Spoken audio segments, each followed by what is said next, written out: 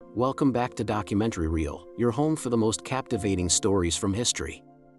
Today, we journey back almost 2,000 years to a bustling Roman city, blissfully unaware that it stood on the brink of one of history's most terrifying natural disasters. This is the story of Pompeii, the city frozen in time. In the year 79 AD, Pompeii was a vibrant and prosperous city nestled in the shadow of the mighty Mount Vesuvius. It was a place of beautiful villas, bustling forums, and lively marketplaces, a jewel of the Roman Empire on the Bay of Naples. Citizens went about their daily lives, their routines a familiar rhythm of work, worship, and socializing. Merchants haggled in the markets, selling everything from fresh bread and ripe figs to fine pottery and colorful textiles. Children's laughter echoed through the narrow, stone-paved streets as they played games, while their parents visited the public baths, not just for hygiene, but to conduct business and catch up on the latest gossip. The aroma of baking bread from the city's many bakeries filled the air, mingling with the scent of olive oil and wine from the surrounding fertile plains. Villas, some modest and others sprawling with opulence, were adorned with stunning frescoes depicting mythological scenes and intricate mosaics that told stories on the floors. These homes had open-air courtyards, or atriums, with small pools to collect rainwater, offering a cool respite from the Mediterranean sun. Life was good, and the people of Pompeii had no reason to believe their world was about to end. They saw Mount Vesuvius not as a threat, but as a benign giant, a beautiful backdrop to their idyllic existence, its slopes covered in lush vineyards and groves. They were unaware that the frequent earth tremors they had grown accustomed to over the years were not just minor quakes, but ominous warnings from the sleeping giant. A major earthquake had rocked the region in 62 AD, causing significant damage, but the resilient Pompeians had rebuilt, their faith in their city unshaken.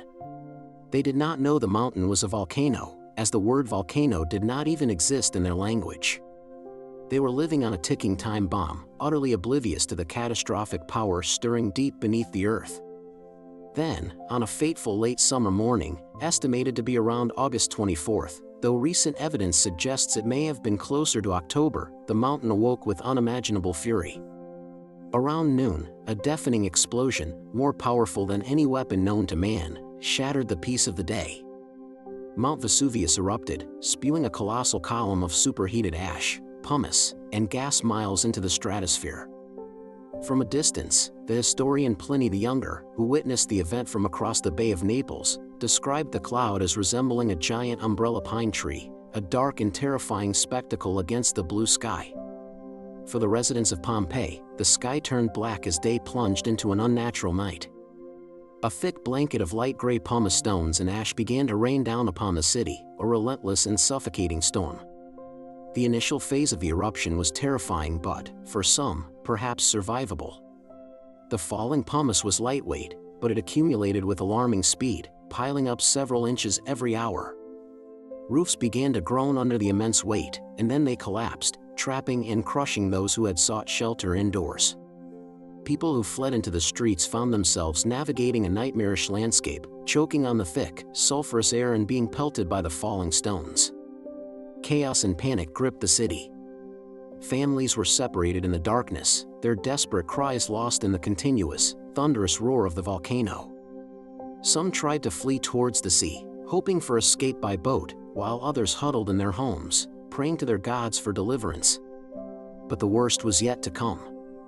As the eruption progressed into its second day, the nature of the disaster shifted from a suffocating burial to something far more lethal. The massive column of ash in the sky, now too heavy to support itself, collapsed. This triggered a series of pyroclastic surges, superheated, fast-moving avalanches of hot gas, ash, and rock. These deadly clouds raced down the slopes of Vesuvius at speeds exceeding 100 miles per hour, with temperatures reaching hundreds of degrees Celsius. The first surge missed Pompeii, but it was a harbinger of the doom to follow. Subsequent surges, hotter and more powerful, roared directly towards the city. There was no escape from this inferno. The intense heat would have been instantly fatal to anyone in its path, vaporizing soft tissues and stopping people in their tracks, preserving their final, desperate poses. In a matter of minutes, the city and its remaining inhabitants were completely engulfed.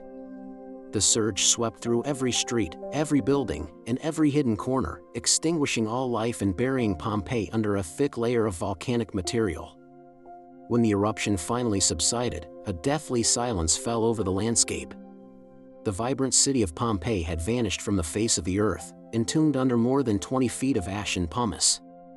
It lay forgotten for centuries, a lost city whose name and location faded into legend. It wasn't until the 18th century that it was rediscovered, and systematic excavations began, unveiling a world frozen at the exact moment of its destruction.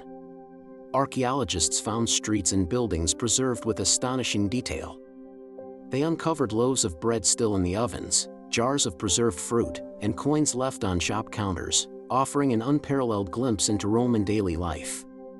The frescoes on the walls were still vibrant, the graffiti scrawled by citizens still legible, their messages of love, politics, and insults echoing across the millennia. They found the tools of craftsmen, the equipment in a physician's house, and the amphorae in wine shops, all left exactly where they were on that final day. But perhaps the most poignant and haunting discoveries were the voids left in the hardened ash. As archaeologists carefully excavated, they found cavities in the layers of volcanic material where the bodies of the victims had decomposed over time. In the 1860s, an ingenious archaeologist named Giuseppe Fiorelli developed a technique to fill these voids with plaster. By pouring liquid plaster into the hollows and letting it set, he was able to create detailed casts of the people and animals of Pompeii at the very moment of their death. These plaster casts are not statues, they are a direct, chilling record of the disaster's human toll. They capture the final, private moments of the victims with heart-wrenching clarity. We see a person curled in the fetal position, perhaps trying to shield themselves from the falling debris. We see a family huddled together, embracing in their last moments, a mother trying to protect her child. One cast shows a man sitting, his head in his hands in a pose of utter despair. Another captures a dog, writhing on its back, its collar and leash still visible, forever trapped in its final, agonizing struggle. These figures are a powerful and tragic testament to the lives that were lost. They transform the archaeological site from a collection of ruins into a deeply human story, forcing us to confront the reality of the disaster and connect with the people who experienced it. They are frozen in time, forever capturing the fear, the desperation, and the suddenness with which their world ended. Through them, Pompeii is more than just a historical site, it is a graveyard, a memorial to a city and its people, consumed by the wrath of Vesuvius. The story of Pompeii serves as a stark and humbling reminder of the awesome power of nature and the fragility of human civilization. It is a tragedy that, paradoxically, preserved a city for all time, allowing us to walk its streets and bear witness to its final, terrible day. Thank you for joining us on this journey to Pompeii. If you found this story as moving as we did, please subscribe to Documentary Reel and hit the notification bell so you never miss another exploration into our shared past.